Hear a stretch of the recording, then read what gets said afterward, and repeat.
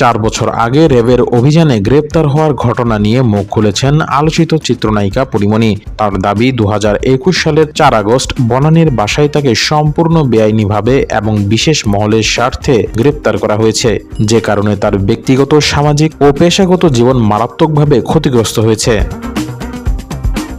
সম্প্রতি নিজের ফেসবুক পেজে দেওয়া এক দীর্ঘ স্ট্যাটাসে পরীমনি লেখেন, র্যাবের সাবেক গোয়েন্দা প্রধান লেফটেন্যান্ট কর্নেল খায়রুল ইসলামকে ধন্যবাদ।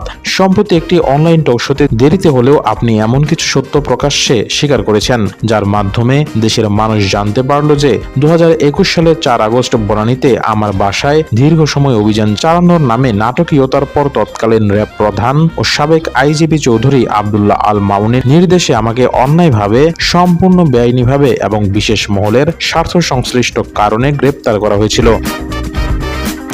পরীমনি লেখেন, পরবর্তীতে মিথ্যা ও বানোয়াট মামলায় আমাকে গ্রেপ্তার দেখিয়ে 7 দিনের রিমান্ড, টানা 20 দিন কারাগারে রাখা হয়েছিল।